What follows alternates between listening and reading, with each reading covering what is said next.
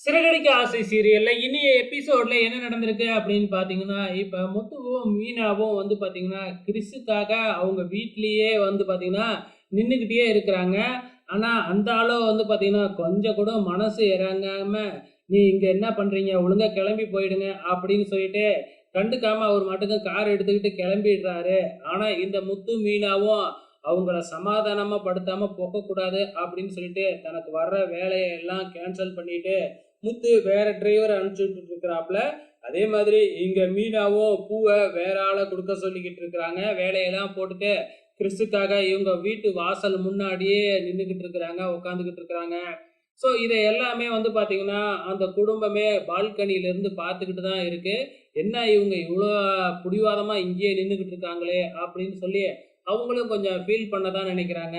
So கொஞ்ச நேரம் கழிச்சு போயிடுவாங்க அப்படின்னு எதிர்பார்த்தா, இன்னும் போகாம அங்கேயே உட்காந்துக்கிட்டு சாப்பாடு சாப்பிடுறாங்க, டீ குடிச்சுக்கிட்டு இருக்கிறாங்க. ஸோ எல்லாமே நடந்துகிட்டு இருக்கு. ஸோ வெளியில வேலைக்கு போன அந்த நபரும் வந்து பார்த்தீங்கன்னா, அந்த பையனோட அப்பாவும் திருப்பி கார்ல வீட்டுக்கு வந்து இறங்கி பார்த்தா, முத்துவும், மீனாவும் நின்னுகிட்டு இருக்கிறாங்க. கையெடுத்து கும்பிடுறாங்க. "நீங்க இன்னும் போகவே இல்லையா? ஒழுங்கா போங்க" அப்படின்னு மறுபடியும் சொல்லிட்டு வீட்டுக்குள்ள போயிடுறாரு. அப்பயும் இந்த முத்துவும், மீனாவும் எதுவுமே சொல்லாம அமைதியாவே நின்னுகிட்டு இருக்கிறாங்க. அதுக்கப்புறம் எப்படியோ அவரு மனசு கொஞ்சம் இறங்கிடுதாட்டுக்கு. அதுக்கப்புறம் முத்துவையும், மீனாவையும் வீட்டுக்குள்ள கூப்பிட்டு உட்கார வச்சு பேசுறாப்புல. அப்ப கூட, "நான் உங்கள வீட்டுக்குள்ள கூப்பிட்டு வச்சு பேசுறதுனால, அந்த பையன மன்னிச்சுட்டேன்லாம் அர்த்தம் இல்ல. நீங்க முதல்ல கிளம்பி போங்க" அப்படின்னு சொல்லி பார்க்குறாப்புல.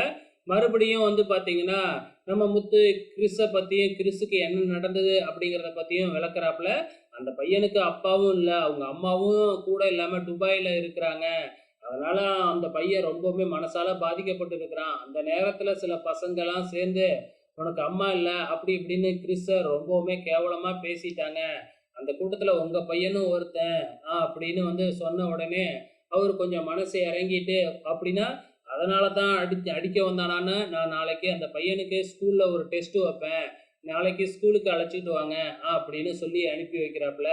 முத்துவும் மீனாவும் கிளம்பி வராங்க. கிளம்பி வர்றப்பயே ரோகிணியோட ஃப்ரெண்டுக்கு நடந்தது எல்லாமே சொல்லி, முத்துவ நாங்க அழைச்சுக்கிட்டு போறோம் அப்படின்னு சொல்லிட்டு வராங்க. இங்க ரோகிணி கிறிஸ் கிட்ட வந்து, "நீ வந்து முத்து, மீனா ஆண்டி கூட போகக்கூடாது. இந்த ஆண்டி கூட தான் இருக்கணும்னு" சொல்லி பார்க்குறாங்க. ஆனா கிறிஸ் கேட்க முடியாது அப்படின்னு சொல்லிடுறாங்க. அதே நேரத்துல முத்துவும், மீனாவும் வந்துடுறாங்க. உடனே ரோகிணி போய் ஒரு ரூமுக்குள்ள ஒளிஞ்சுக்கிறாங்க. அதுக்கப்புறம் கிறிஸ் கிட்ட வந்து முத்து வந்து, "நான் உங்க வீட்டுக்கு அழைச்சிட்டு போறேன்" அப்படிங்கிற மாதிரி சொல்லிக்கிட்டு இருக்கிறாங்க. அப்கமிங்ல என்ன நடக்க போகுது அப்படிங்கிறத வெயிட் பண்ணி பார்க்கலாம்.